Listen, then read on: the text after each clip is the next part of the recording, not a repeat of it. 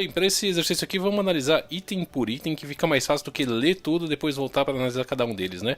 Então vamos lá para o enunciado. Para um gás ideal ou perfeito, temos que, vamos lá, para o item A, as suas moléculas não exercem força umas sobre as outras, exceto quando colidem. Poxa, isso realmente é uma das coisas que você leva em consideração quando você vai estudar os gases perfeitos. Portanto, já marcaria o item A aqui como a alternativa correta e nem leria o resto, tá? Não perderia mais tempo e partiria para a próxima questão. Mas vamos ver cada um dos outros itens, por que eles não estão corretos. Bora então lá para o item B. Onde é que está o erro nesse item B? As suas moléculas têm dimensões consideráveis em comparação com os espaços vazios entre elas. Peraí, a primeira coisa que você tem que considerar também é que as moléculas não têm dimensões consideráveis. Porque se elas tiverem dimensões consideráveis, você entra em contradição com o item anterior. Se elas têm dimensões consideráveis, significa que elas vão se chocar cada vez mais entre elas.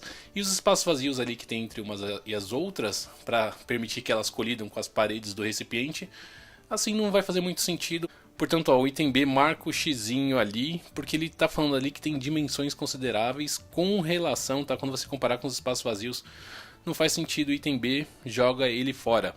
No item C, mantido seu volume constante, a sua pressão e a sua temperatura absoluta são inversamente proporcionais. Como é que você analisa isso aqui? Primeiro você vai ter que lembrar a equaçãozinha lá, por você nunca rezei tanto. Pressão, volume, número de mols, constante dos gases e a temperatura aqui é absoluta. Sempre que você for utilizar a temperatura quando fazer continha, claro, não esqueça que ela tem que estar em Kelvin.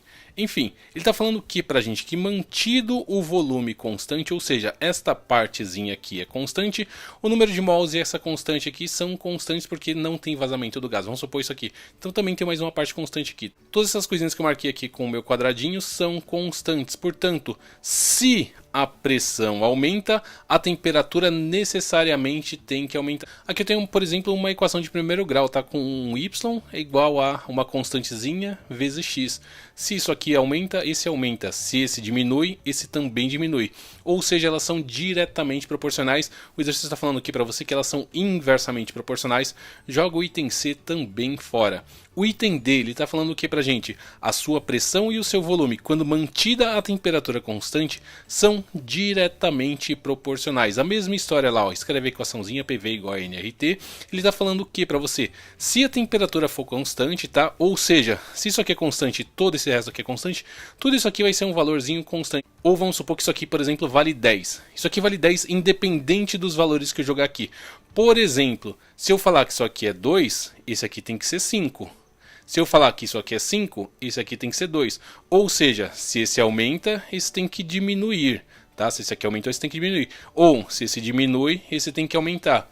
Dessa forma, elas não são diretamente proporcionais. Diretamente proporcional significa o quê? Se eu aumentar P, V também aumenta. Só que como eu estou aumentando isso aqui está diminuindo, elas são inversamente proporcionais. Então, olha só. Graças a essa parte aqui, item D também marca o xizinho ali e joga fora ele também. Agora para o item E, sobre pressão constante, o seu volume e a sua temperatura absoluta são inversamente proporcionais. Vamos lá de novo a equaçãozinha ali. Ele está falando o que é constante? Ele está falando que a pressão é constante. A gente vai cair na mesma situação deste aqui, ó. Agora a pressão é constante, não se esqueça que isso aqui também é constante, então todo mundo ali é constante. O que vai acontecer aqui, ó? Se V aumentar, temperatura tem que aumentar. Se o volume diminuir, temperatura tem que diminuir. Portanto, são diretamente proporcionais. O exercício está falando aqui para você que é inversamente proporcional. Marca o xizinho ali também, volta lá para o item A, na garantia que isso aqui realmente é o item correto. Marca o item A e parte para a próxima questão. É isso aí então, fico por aqui, bons estudos, beijo nas crianças, quem sabe até um próximo vídeo e tchau!